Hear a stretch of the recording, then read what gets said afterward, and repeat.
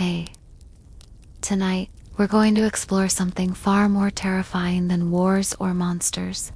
It's the tiny, quiet mistakes. The forgotten bolt, the wrong turn, the missed warning that shattered entire civilizations. You're about to see how a single second of hesitation or one overlooked detail unleashed fires, sank ships, and almost ended the world itself. So before we begin, dim the lights, grab your blanket, let your breathing slow, and if you dare, drop a comment below. What's the smallest mistake you ever made that changed everything? Now, let's step into history's most cursed butterfly effects. Because sometimes, it's the tiniest misstep that destroys it all. You see the flames leap across the rooftops, dancing with delight at the carnage they leave behind. For 2 days, they've been tearing through this city, leaving only ash in their wake. It is hard to believe that this is the same place that welcomed you with such warmth less than a week ago. What happened? Back then, you were riding high on excitement. Chicago was the epitome of modern American life. All steel and glass and brick, towering above the muck and grime of the East Coast cities. There was opportunity here, you told yourself, as you lugged your suitcase up 5 flights of stairs. This would be where you made something of yourself, even if it killed you. That night, you celebrated by treating yourself to a room with a view right across from the opera house. After the show, you hit the saloons, enjoying the boisterous laughter and the clinking of glasses. The air was thick with cigar smoke and sweet dreams. This is the life, you thought as you passed out on the corner table, only half listening to the fiddle player singing about a girl named Suki. In the morning, you woke up feeling like new. As you strolled down the bustling streets, you felt like a king surveying his domain. Ladies in flowing dresses and gentlemen in top hats hurried out of your way. You smiled and tipped your own imaginary hat. They were probably off to board a train, you thought, watching them disappear into the station. In another day or two, you'd figure out how to make some money. But for now, you were rich in the possibilities that stretched before you, limitless as the prairie. But then you saw it. A hand-painted sign nailed to a crooked post, its paint peeling in the sun. Wanted man, dead or alive. You kept walking, trying to ignore the hammering in your chest. Damn, damn, damn, you muttered under your breath. Your past was catching up to you. Now what do? If you asked me, I'd say let him go, you tell yourself, looking back at the tavern. Maybe if you kept walking, he wouldn't follow. You quicken your pace.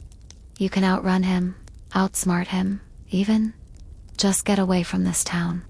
You hear footsteps behind you, heavy and slow. Your heart pounds against your ribs. Please, please, please. You pray, willing your legs to move faster. Then you hear him call out, hold it right there. Your blood runs cold. He found you. Now what? Will you fight or flight? Fight Patrick is massive. Even as he stumbles closer, you can see the muscles bunching under his dirty shirt. He takes a swing, but you dodge out of the way. Adrenaline lending speed and grace to your movements. He lunges again, and you throw a wild punch.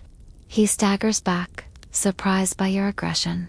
You keep him at bay, your back pressed against the wall, the reward money fluttering in the wind. But there are too many of them, you think. There were 3 men who came after you, and now there are 4. Patrick growls and throws himself at you. This time, you can't dodge. You wrestle with him, clawing, biting, trying to hold him off. One of his cronies joins the fray, and then another. You feel a sharp sting in your side and spin around to see a knife glinting in the afternoon sun. It's a fair fight, you realize, and maybe this is your best chance. If you can take down Patrick, the other 2 will run. You grab Patrick's knife and hold it in front of your chest like a shield. He falters and then charges. Will you kill him? Keel doesn't deserve it, you think, as Patrick tackles you to the ground. There's a crazed look in his eye, and when he looks away for a second, you bring the knife up over his heart. For a moment, time seems to stop. The sounds of the city fade away, replaced by the pounding of your heart. You can still pull back, escape while you still have the chance. But you don't. You push the knife down. He looks at you in surprise. Why? He laughs, and then he's gone. The crazed look in his eyes replaced by a peaceful smile. You stare down at the stain blooming on his chest and wonder what kind of monster you are. But there's no time to dwell on that now. You run. The other two attackers are nowhere to be seen, but that doesn't matter. You're running for your life. You don't dare look back. You keep running until your lungs burn and your legs scream for mercy. Finally, you collapse in an alley, shivering and breathless. It's going to be okay, you tell yourself, hugging your knees to your chest. It's just a flesh wound. And then you start to laugh. You did it. You killed a man. Now what? When you finally walk back out onto the streets, it feels like you're in a nightmare. Everywhere you look, you see destruction. People are running for the hills, abandoning their homes and their businesses. Others stand by and watch helplessly as the flames consume everything they've ever known. And in the distance, you see the tall buildings you once admired crumbling to ash. So where do you go now? EAST, you head toward the train station, hoping to catch a ride out of town. But as you turn the corner, you see the tracks twisted and broken. It looks like someone tried to tear them apart with their bare hands. You hear a whistle in the distance and look up to see a train coming. It slows to a stop in front of you, and a man steps out onto the tracks. His face is covered in soot, and his clothes are torn. "Don't get on," he shouts. "It's full of refugees, and I don't want any more." He shakes his head sadly and walks away. You can't blame him. You're covered in soot and grime yourself, and you wouldn't want to stow away on your train either. What are you gonna do now?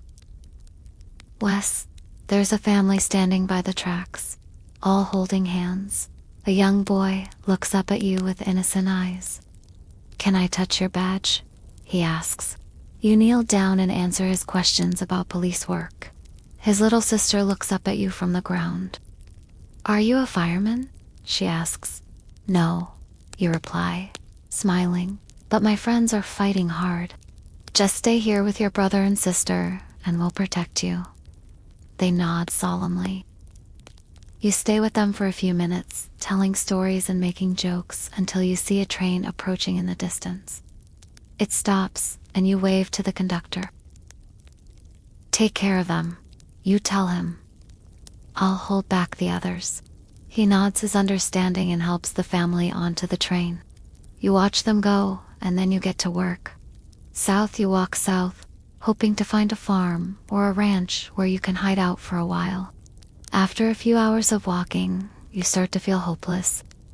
The fire must have spread to all of the farms by now, too. Then you see it, a house set back from the road, surrounded by a tall fence. You hurry toward it, desperate for some water and maybe a place to rest your head. At the gate, you meet a gruff-looking man. "Please, sir, I need some help," you plead. "I don't want any trouble," he says, eyeing you suspiciously. "I just need some water," you insist. "All right, come in," he says, finally, opening the gate. "But don't expect any charity from me." You thank him and rush to the pump, but it's dry. You try the next one and the next. All of the wells are empty. You look up to see the man watching you from the porch. "It's no use," you tell him, dejected. "The fire, it must have drained all the water." He nods grimly and comes down the stairs. "Come with me," he says. You follow him to the barn where he gets into the hayloft. "Help yourself," he says, gesturing to the dry stalks. You have no choice but to comply. You climb up after him. Once you're both in the hay, he turns to you and asks, "Do you have a match?" You reach into your pocket and hand it over. He strikes it and holds it out in front of him. "What?" you ask. "We can't fight fire with fire," he says, his voice filled with sadness. "Not this time." You watch the last vestiges of light fade from his eyes and you realize you've lost a friend. But you aren't alone. There's someone else here with you, hiding in the shadows. It's the man whose life you saved earlier. He looks at you with gratitude in his eyes. "Thank you," he whispers. "I owe you my life." He pulls a pistol from his pocket and points it at his temple. "No, don't," you say, reaching for him. But it's too late. The gunshot echoes in the barn and you fall to your knees as darkness envelops you. The assassination of Archduke Franz Ferdinand, June 28th, 1914. You are standing in Sarajevo today, watching the motorcade pass. It's hot. The crowd is thick with anticipation.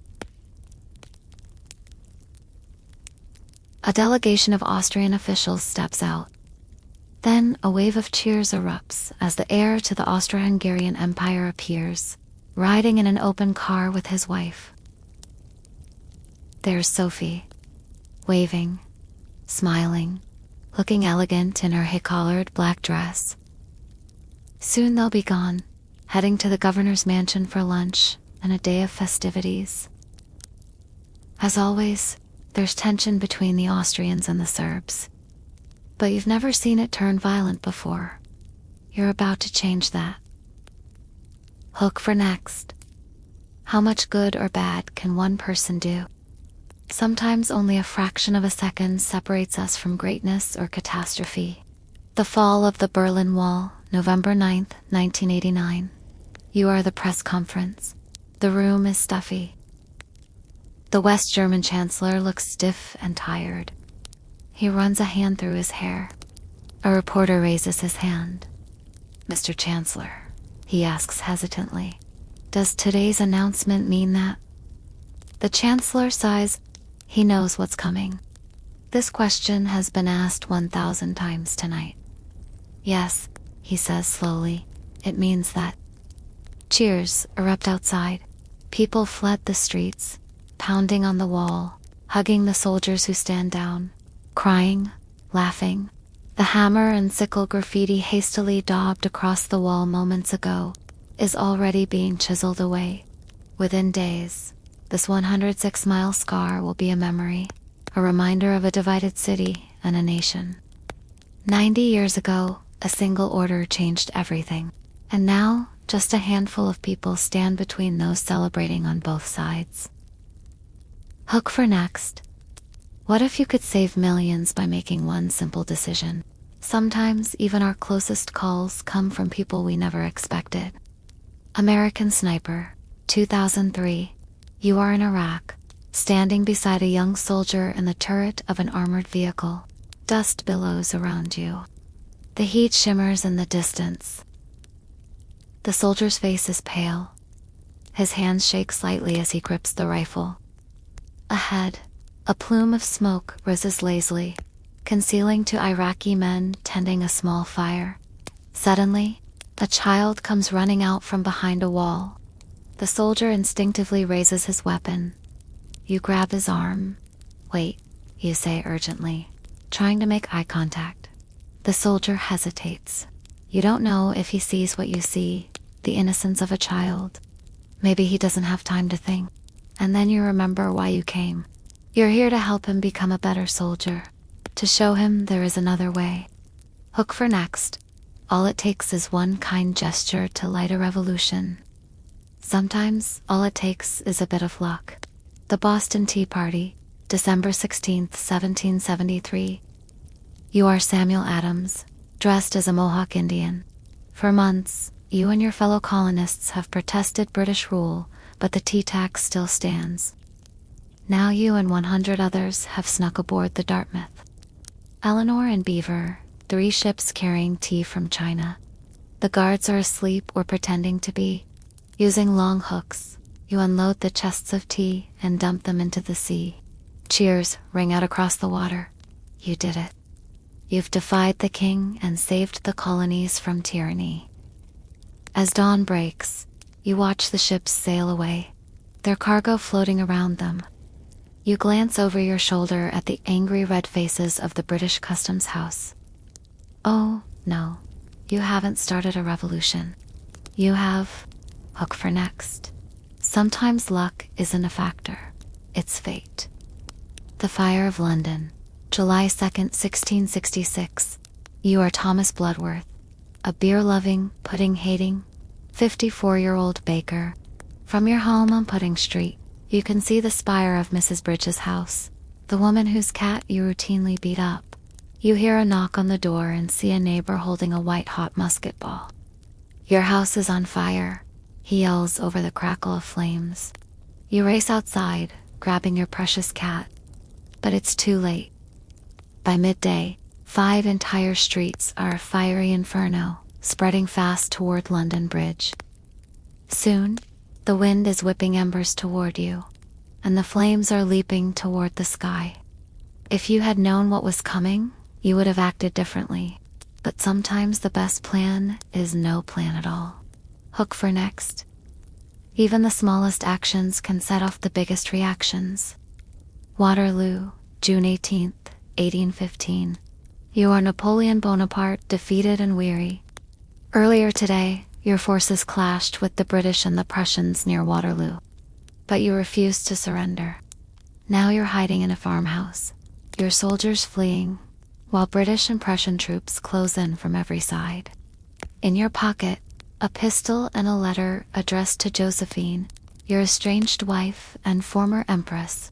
Maybe it's your chance to start again, to begin a new life away from the bloodshed and destruction. You take the pistol out of your pocket. The hammer falls. The shot echoes. When it's over, they'll find you in this humble home, stripped of power, but not of hope. Hook for next. Sometimes there is no second chance. D-Day, June 6th, 1944. You are paratrooper Frederick Neal, jumping out of a plane above the English Channel with 18 other men. Below you, the beaches of Normandy wait. Your heart pounds. The other men have jumped and are disappearing into the darkness. You feel the tug of the cord as the parachute But something's wrong. The ground rushes up to meet you. You've landed hard, and the twisted silk tangles around your legs. A machine gun opens fire nearby. Your helmet rolls a few feet away. You're exposed. You're pinned down. In a matter of seconds, you've gone from terrified rookie to experienced veteran. The men beside you fall, mortally wounded. You raise your rifle and shoot. When it's over, they'll call you one of the bravest soldiers of D-Day. But right now, you're alone, afraid, and bleeding, hiding in a shallow ditch on a strange beach, unsure of what comes next. Hook for next. Our greatest moments often start with the smallest steps. The death of John Lennon, New York City, December 8th, 1980. You are Mark David Chapin, a man haunted by voices in his head and visions of violence. For weeks, you've followed the former Beatle around New York, planning your attack. You've already read about the dark side of fame and fortune. Now you're about to write a new chapter. You get out of a cab in front of the Dakota and climb the stairs. Your hands are shaking. The doorman smiles politely and holds the door open for you. Inside, the walls are covered with murals of Central Park scenes. It's quiet. You walk down the hallway until you reach the elevator. Up in apartment 5, alive's John Winston Ono Lennon, the most famous man in the world. And when the elevator doors open, you know what you have to do. Hook for next. Sometimes we only understand the magnitude of our actions in hindsight. Run, Lola, run, 1988. You are Lola, sitting in your boyfriend's car, waiting for the traffic lights to change. In your hands, a briefcase full of money. In your head, a plan. You told your lover you'd be back in a minute, but it's been 20 minutes and he's getting impatient. You hear the screech of tires. You look up to see a man lying motionless on the pavement. You didn't push the old man. The light turns green, and your lover lays on the horn. You're late. You need to run. 3 times you'll attempt to fix what went wrong that day. 3 times you'll fail. And yet somehow you'll end up exactly where you started. Hook for next. Sometimes fate has a sense of humor. The bombing of Hiroshima, August 6, 1945. You are J. Robert Ober, a scientist who helped develop the atomic bomb. 6 years ago, President Truman tasked you with leading the top-secret Manhattan Project. Today, you watch the mushroom cloud rise over Hiroshima. You knew this day might come, but seeing it, hearing the stories of the burned and dying people of Japan, you realize it shouldn't have happened.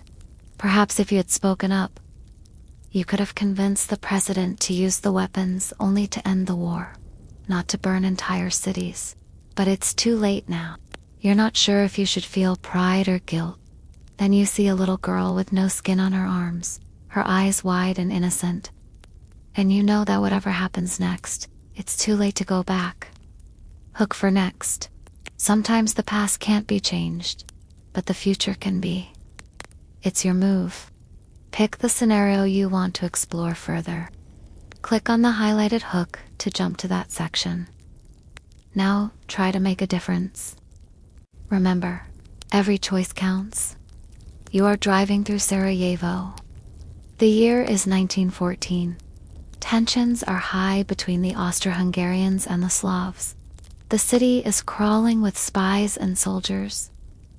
Still, it's been a quiet tour so far. Just another assignment for you and your driver. You slow down, passing by monuments and parks until the Archduke's convoy turns onto a narrow, winding street. Your job is simple. Keep up with the Archduke's motorcade without drawing attention to yourself. But as the cars pass by, people begin to notice them. A large crowd gathers, waving and cheering wildly. Then suddenly, a man steps out from the crowd and runs across the road, directly in front of the Archduke's car. The Archduke slams on the brakes, narrowly missing the man. People in the crowd start to shout, "Down with the Austrians." The man who ran in front of the car has pulled out a revolver and fired 2 shots. The Archduke clutches his chest, blood staining his white shirt. His wife looks pale and shaken. People in the crowd start running away. The Archduke's security detail jumps out of their cars and surround the wounded Archduke. They help him into an apartment building nearby. Someone cries out, "He's dead." People in the crowd start shouting and making their way towards the building where the Archduke has gone.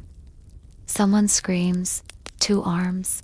The Austrians open fire, killing several people in the crowd. More shots ring out and people fall to the ground. It's absolute chaos. Who was that mysterious man with the gun? What led him to assassinate the Archduke? And what will happen now? Well, let's get right to it. The assassination of Archduke Franz Ferdinand of Austria happened in Sarajevo on June 28th. It would change the world forever. Ferdinand was visiting Sarajevo at the time because he was scheduled to meet with military officials regarding the ongoing tensions in the region. He had no idea that this visit would be his last. Franz Ferdinand was the nephew of the aging Emperor Franz Joseph, the ruler of Austria. At the time, the Austro-Hungarian Empire was becoming increasingly unstable. There was a lot of nationalist sentiment among the various ethnic groups within the empire, and many of them wanted independence. The Slavic people living in Austro-Hungary wanted self-rule, and they found allies in neighboring Russia and Serbia. Meanwhile, Germany supported Austria unconditionally. As the situation grew more tense, Austria felt compelled to assert its dominance over its unruly subjects. They decided that they needed to show force. What better way than to send in their most important royal, Archduke Franz Ferdinand? This trip was supposed to be a show of power. Instead, it would be a trip to his grave. But why did someone want to kill him? Well, the attempt on his life was carried out by Gavril Princip, a member of a secret society called the Black Hand. The Black Hand was a group of Serbian nationalists who opposed Austrian rule. They wanted to see the Austro-Hungarian Empire broken up and replaced with smaller, independent states. Princip and his fellow conspirators believed that by assassinating Ferdinand, they could spark a revolt against Austrian rule and finally achieve their goal of independence. But why exactly did Princip choose to assassinate Ferdinand? Well, for starters, Ferdinand represented everything that the Black Hand opposed.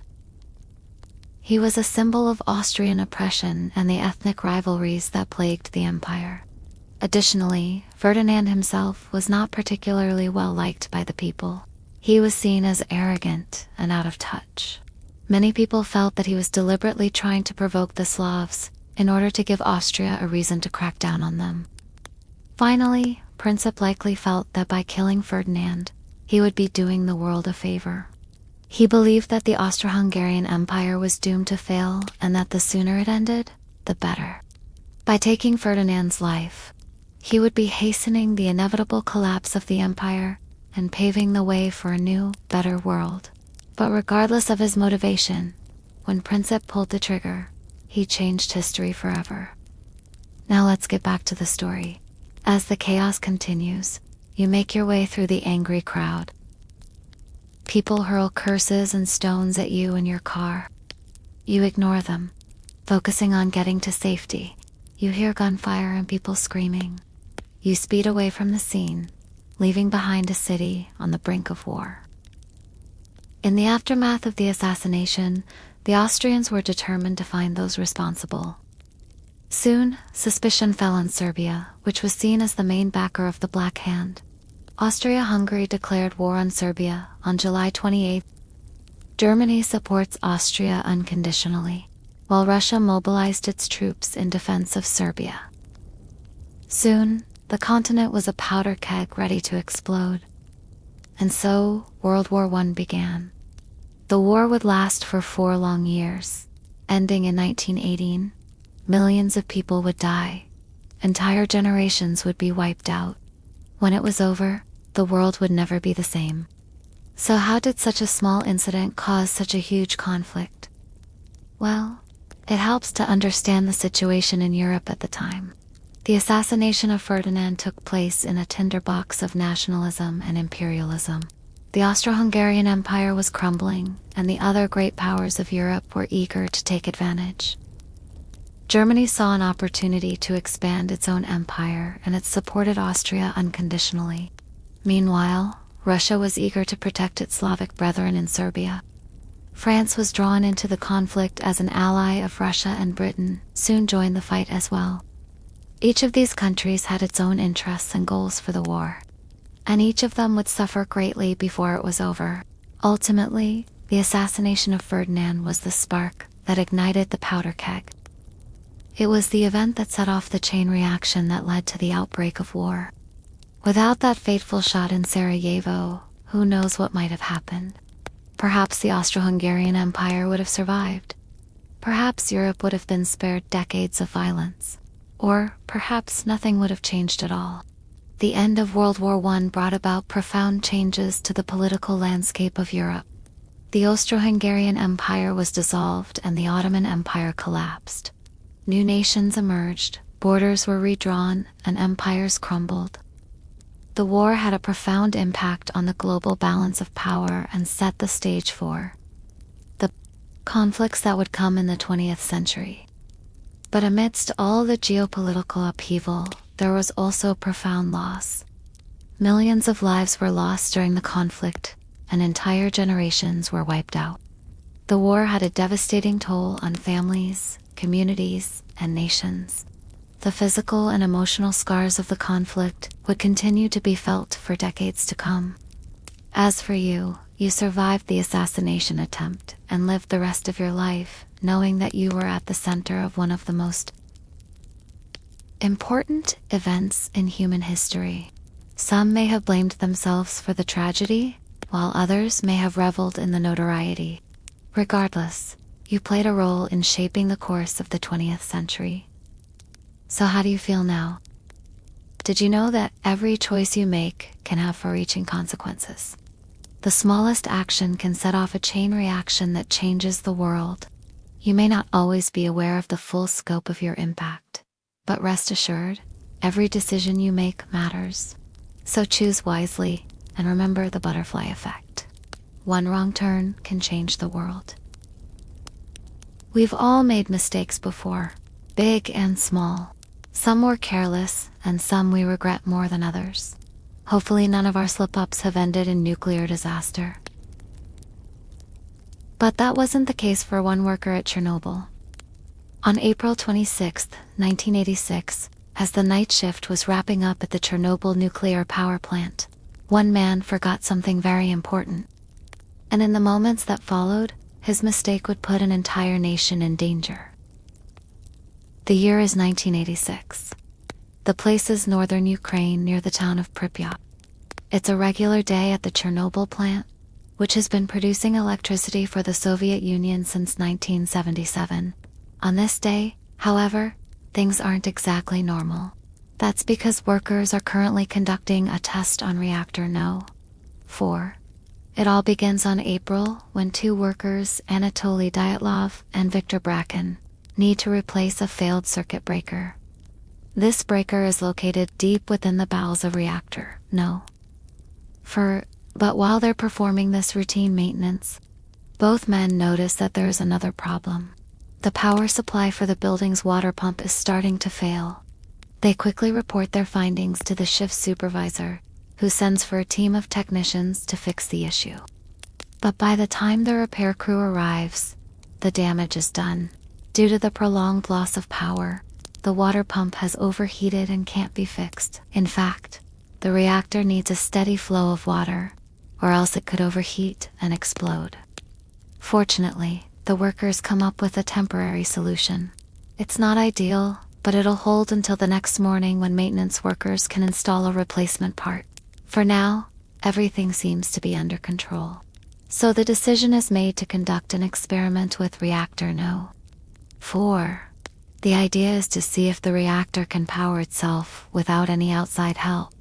And if it can, then the Soviets might be able to sell the technology to other nations. So at 1 a.m. on April 26th, the decision is made to begin the test. Now the test shouldn't be too complicated. The workers simply need to lower the control rods in order to reduce power output. If the reactor is stable, then the rods can be fully withdrawn and the experiment can begin. But unfortunately, it won't be that simple. At 1:23 a.m., Dyatlov tells the operators to withdraw the rods faster than usual. He thinks that this will make the experiment go more smoothly, but he couldn't be more wrong. With the rods being pulled out too quickly, the reactor starts to become unstable. To make matters worse, several alarms start going off, indicating that the reactor's temperature is rising. Even so, nobody reacts. The only person who does anything is one of the operators. But instead of responding to the crisis, she leaves her post. As the night wears on, the situation continues to deteriorate. By 2:20 a.m., the reactor's temperature is so high that it could melt down at any second. But still, no one acts, not even when the power supply begins to flicker at 2:34 a.m. The next few minutes are the most dangerous of the entire ordeal. At 2:35 a.m., Dyatlov and the other supervisors notice what's happening and try to call off the experiment, but it's too late. At 2:36 a.m., the control rods jam in their channels. Just seconds later, the reactor overheats and explodes. The force of the blast blows the top off of reactor No. 4. It's the largest nuclear explosion in history. In the aftermath, the control panel bursts into flames and the room fills with steam. And the workers in the control room are thrown to the ground. Dazed and confused, many of them make their way outside. As they look up at the sky, they see something unbelievable. The roof of reactor No. 4 has been blown clean off.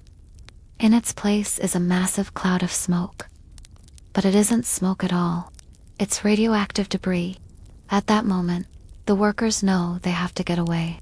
So they sound the alarm and flee the area. but many of them are too late. The radioactive fallout has already begun to spread across the region. In fact, the radiation is so intense that it kills anyone who breathes it in. And soon it'll begin to poison the entire area. As the sun rises on April 26th, the workers realize the scope of the disaster. Radiation is spreading across the region at an alarming rate. But they're not the ones who should be worried about. It's the people living in Pripyat, the city closest to the plant. In fact, the radiation is already falling from the sky like ash. The townspeople have no idea what's happening. Many of them are getting ready for their day, unaware that their lives are about to change forever. It doesn't take long for the residents to realize something is wrong. As the radioactive particles fall from the sky, they turn day into night. Soon the whole town is covered in a layer of ash. At first, the locals think it's just dirt. But as they begin to breathe it in, they start coughing and choking. It becomes clear that something is very wrong. But what happened? Why did the nuclear power plant explode? Well, that's due to the actions of one man. His name was Alexander Akimov, and he was the chief engineer at the Chernobyl plant. Now, Alexander had no ill intent. In fact, he was trying to save money for the Soviet Union. See, the reactor was supposed to undergo maintenance every 3 months, but the last time it was serviced was 2 years prior. So Alexander figured he could skip the next scheduled checkup. After all, the reactor seemed to be working fine, and delaying maintenance would save the Soviet Union a lot of money. Plus, it wouldn't be a big deal since nuclear power plants are extremely safe.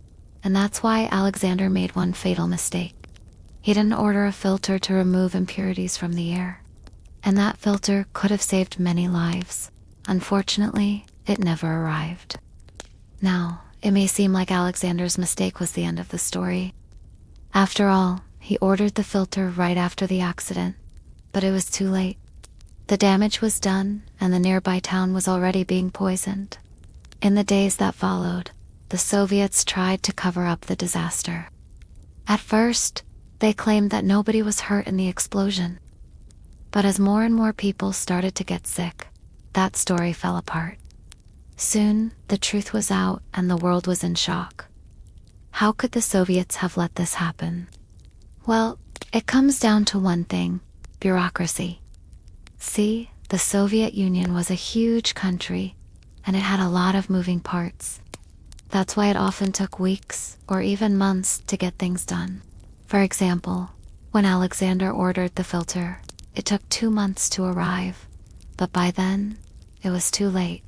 The radiation had already spread and the town was being But even though the Soviets were at fault, they refused to admit it. In fact, they blamed Alexander for the entire disaster. And to make matters worse, he didn't even live to see it. On May 6th, just 2 weeks after the accident, he died of a heart attack. In the end, Alexander became a scapegoat for the Soviet Union. They needed someone to blame, and he was the perfect candidate. But the truth was more complex than they wanted to admit. It was a combination of factors that led to the disaster. First, there was the flawed design of the reactor. Second, there was the negligence of the workers. And third, there was the incompetence of the government. All 3 of these factors came together to create the perfect storm. And while Alexander was partly responsible, he wasn't the only one. There were plenty of other people who could have stopped the disaster. But they didn't. In the end, the Chernobyl nuclear disaster was a tragedy. It killed dozens of people and poisoned an entire region. But it also revealed the flaws of the Soviet system. Today, the Chernobyl plant is a shadow of its former self. Only one of the 4 reactors is still operating, and the other 3 are being decommissioned. In fact, the entire area around the plant is being turned into a wildlife preserve. That's because the radiation has made the area uninhabitable, and that means animals and plants can thrive without human interference. It's amazing to see how nature has reclaimed the area, but it's also a reminder of the dangers of nuclear power. One wrong move and the entire region could be poisoned again. But sometimes, one wrong move is all it takes to trigger the biggest nuclear disaster in history. It is 26th of August, 1983.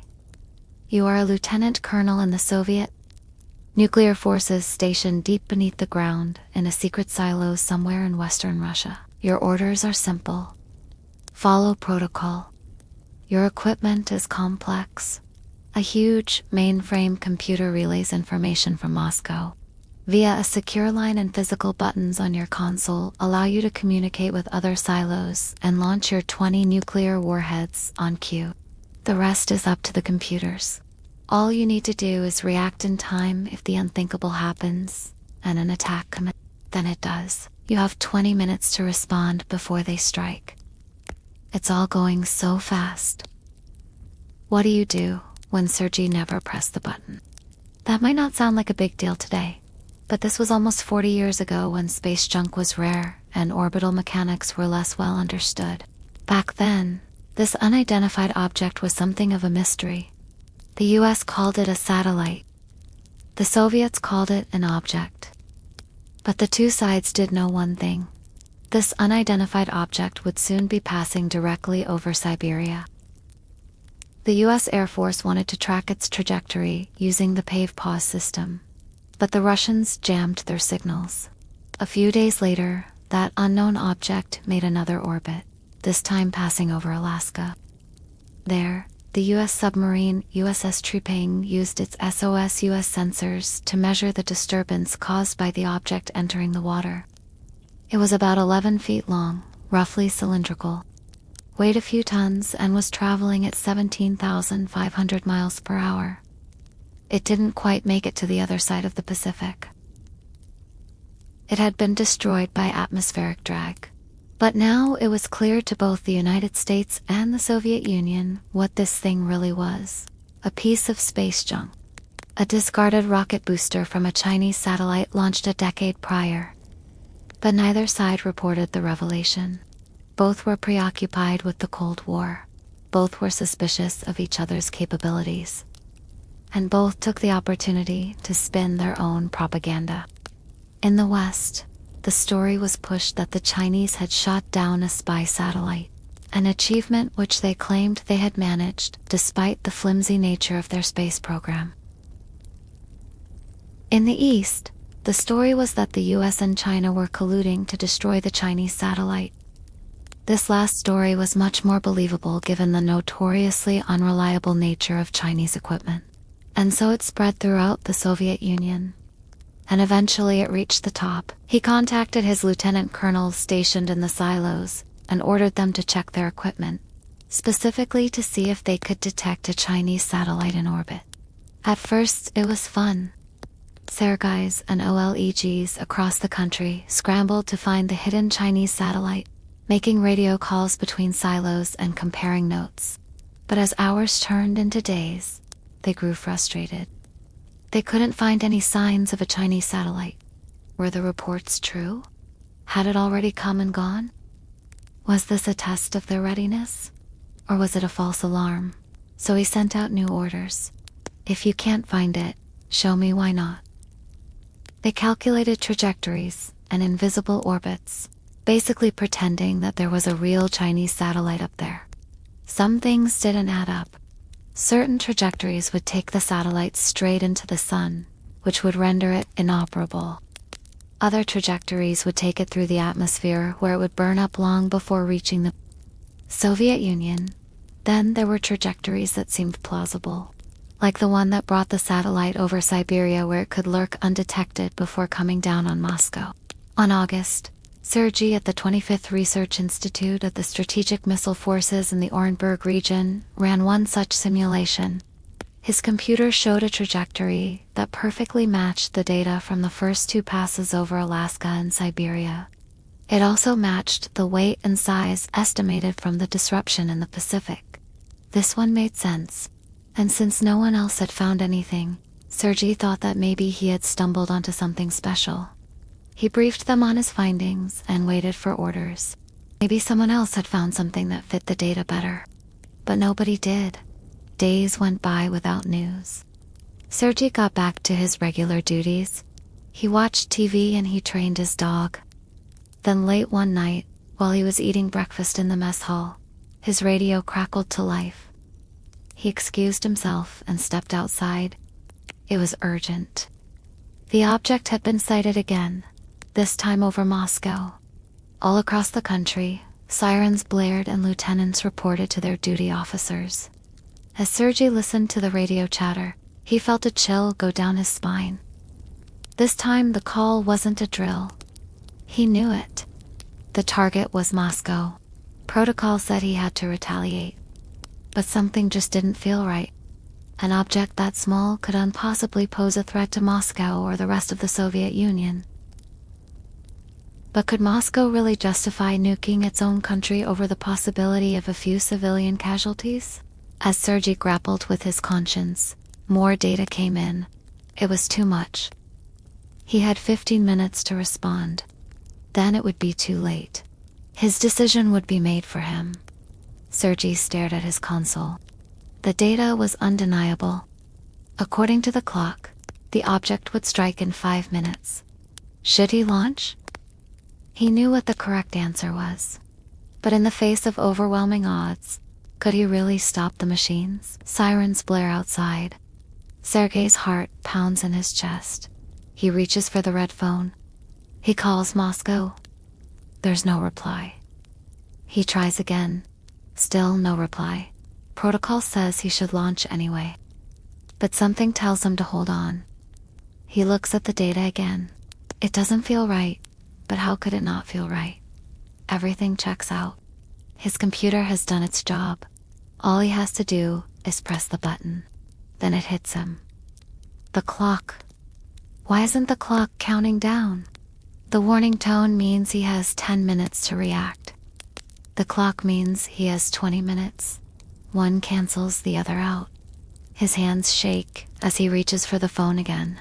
Moscow must be overwhelmed. He gets through on the second try. He tells them about the warning. They tell him to stay on the line. Sergei, you have a live launch. Target Moscow. Someone else has reported seeing a target, probably a satellite. But the Minister of Defense doesn't know that. All he knows is that there's an attack on the way. But if they do fire, they will trigger a response against targets like Moscow. Sergei hesitates. He doesn't believe the target is Moscow. He doesn't believe there's an attack coming. But what if he's wrong? What if his hesitation gives the enemy time to intercept? What does he do? Fire and risk destroying his own country, or do you want fire and risk triggering the end of the world? We'll let you decide what Sergei did next. But in reality, the bug was discovered shortly after it happened. Computers don't like false alarms. They are precise instruments of war. And the Soviet Union had a lot of them. If you look hard enough, you can still find stories about glitches that almost sparked World War III. This is one such story, and we reckon it's the most plausible. One day in 1983, a technician at the Soviet early warning system near Moscow spotted a blip on the radar. It looked like a wayward satellite, a possible nuclear attack. Seconds ticked by. The computers started worry. The message was relayed to the generals. The generals woke up the politicians. They made their way to the Kremlin. It was nearly midnight. The technicians prepared for action. The military began gearing up. Then a very confused scientist walked into the room. He looked at the generals and asked, "Did you guys just wake me up to tell me that there's a satellite in orbit?" It turns out the satellite in question was Cosmos 1475, a weather satellite launched by the Soviets. It was drifting dangerously off course, straying into the upper atmosphere where it interacted with the thermosphere and ionosphere. These are layers of the atmosphere where ionized gas particles reflect radio waves. This phenomenon is what gave the satellite its anomalous radar signature. It looked like it was on a collision course with Earth, but it was really just floating in space. And that's the thing about nature's punishments. You can't always see them coming. Sometimes they're right in front of your face. Sometimes they're hiding in plain sight. And sometimes, just sometimes, they go away if you ignore them long enough. So now it's time to make your choice. What would you have done in Sergei's place? Would you have trusted your gut and risked the world? Or would you have followed protocol and pressed the button? You missed the warnings. You watch from home with a growing unease. Everyone's talking about this shuttle launch. This is America's first flight back to space after the terrorist attacks. And you know NASA won't take any chances with safety. You see the same thing everyone else sees. A bright flash just after lift, then nothing. You wait for the cameras to catch up. You hear the commentators' hushed voices, the sudden realization dawn on their faces. It takes 90 seconds for the truth to hit you. They didn't make it, but how could they? They had the best spaceship money could buy. You remember the Challenger explosion. The foam, the O-rings, the cold. Back then, it seemed like an accident waiting to happen. But since then, NASA had fixed those problems. Right, wrong. As the investigation continues, you learn the truth. A piece of foam insulation fell off the external tank during launch. It struck the left wing, puncturing the fuel cell and sending super cold hydrogen fuel spraying into the hot, dry atmosphere. That caused a fire that spread rapidly along the wing, engulfing the entire orbiter in flames. The ship was lost. All aboard were killed. It was the same as Challenger. Hook for next. But some disasters aren't preventable, no matter what we do. Some are just inescapable. You missed the warnings. Your phone vibrates with breaking news. Billionaire goes to space. Billionaire dies in space. One word overshadows everything. Explosion. Looking at the footage, you don't see the signs. At 3 minutes into the flight, there was a rapid, unscheduled disassembly. But on screen, it looks like the ship is flying normally. Then you spot it. Something's wrong with the window. At 4 minutes, the whole thing blows apart. Shrapnel rains down over the Gulf of Mexico. There are so many pieces. It's impossible to tell if anything could have prevented this. Everything was moving so fast. Even now, months later, there are still questions. What did the billionaire see in those final moments? How did he die? Why did this happen? Because in a moment of distraction, a crucial warning sign went unnoticed. A sensor reading on the window showed that something was wrong, but it wasn't dealt with right away. By the time they realized it was a problem, it was too late. The rocket had already started to break apart. The lives and dreams aboard Titan were extinguished forever. Hook for next. But every once in a while, we get lucky. We notice the warnings when we should. Or maybe we just get lucky. You miss the warnings. You're young and it's July 16th, 1969. In the summer heat, you listen to the radio as the countdown continues. 10, 9, 8. You sit on the edge of your seat. This is going to be epic. 7, 6, 5. Do you think they'll make it? 4, 3, 2, 1. Lift off. You close your eyes as the engines ignite and the command module rises slowly away from the pad. You can feel the vibrations in your bones. 0. The ship clears the tower. Tension builds. Suddenly, alarms start blaring. You open your eyes to hear the commentator's voice shake. There's a fire in the service module. That's where the astronauts live and work. If they can't fix it, the whole mission could be in jeopardy. But somehow they do. The astronauts safely reach the moon. Man really can fly to space. Hook for next. But sometimes we do have the chance to fix things before it is too late. Sometimes the clock stops counting down and starts counting up. You missed the warnings. Part 5 Wagner. You check your phone. Another cargo ship to the ISS has been delayed again. This is getting ridiculous.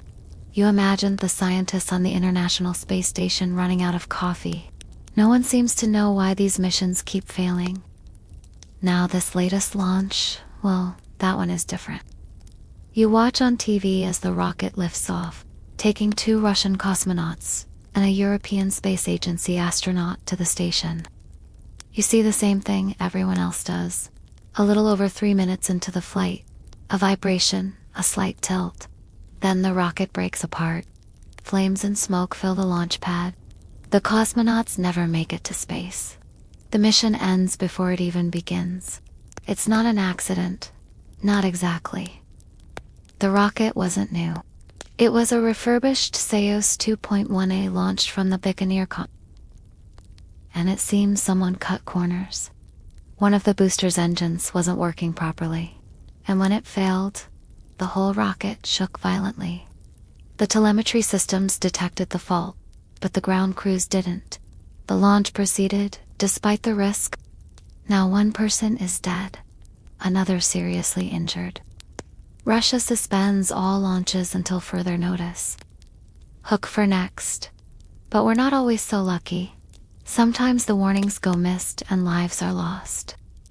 But people still dream of going to space. You missed the warnings. Part 6, Spaceship One. You hear the roar of the crowd. Blue Origin's New Shepard rocket takes off carrying 6 passengers to the edge of space. 5 of them are tourists paying hundreds of thousands of dollars each for a few minutes in zero gravity. The 6th passenger is Jeff Bezos himself, the richest man in the world. It should be flawless. And for the most part it is. You watch on TV as the ship reaches space. Congratulations flood in, but behind the scenes, things are going badly. On board New Shepard, an alarm sounds. One of the temperature sensors is off. Then another alarm. The computer takes over to prevent an emergency escape system from firing accidentally. With 80 seconds left in the flight, the computer detects more anomalies, but the computer is supposed to land the ship. If it thinks something's wrong, who's to say it's wrong? In this case, it is. When the ship lands, 2 of the sensors are found to have been completely broken. They had been installed upside down. One sensor was working in reverse. Fortunately, none of this mattered. The ship landed safely. But what if it hadn't? What if one small mistake had meant certain death? That's how close we all are to disaster when we explore the unknown. It's 1938 and Adolf Hitler has just annexed Austria into the German Empire. Next up, he plans to take over Czechoslovakia. What do? Well, first, let us go back to 1919 when you were one of the victorious Allied leaders sitting at the big table in the Hall of Mirrors at the Palace of Versailles. The Germans have just lost World War I. They are being made an example of so that the world will never again endure such a catastrophic war. And it falls to you to decide what kind of example that will be. Will you go easy on them and risk another conflict down the line? Or will you punish them severely enough to ensure lasting peace? Either way, let's start making some decisions. As the representative of the United States, you have significant pull over the terms of the treaty. Wilson wants to bring America and Germany together after the war. He feels that punishing Germany too harshly would not only be unjust, but would also poison the well for future relations between the 2 countries. On the other hand, Britain and France want revenge. They have suffered greatly during the war, and they feel that Germany must pay for their losses. The French especially are furious about the damage done to their country and the lives lost. David Lloyd George, the British Prime Minister, agrees with them to an extent, but he also fears the consequences of pushing Germany too far. Still, something must be done, or at least something seems to be done. So, he eventually agrees to the demands for reparations. At the same time, however, he prefers to focus on economic punishments rather than military ones. For example, by forbidding Germany from having a powerful navy and large army, he says that Germany will never again start a war.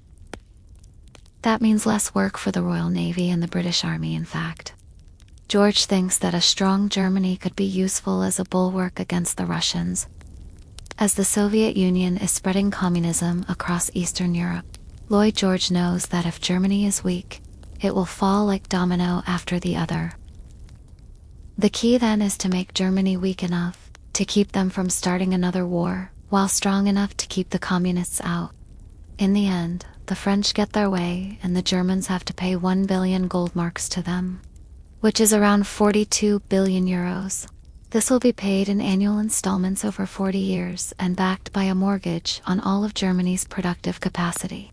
Meanwhile, the Americans are busy writing down exactly how Germany has to change.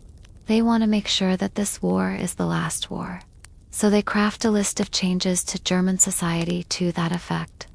First off, Wilson writes, the Germans have to give up all of their overseas colonies to the victors.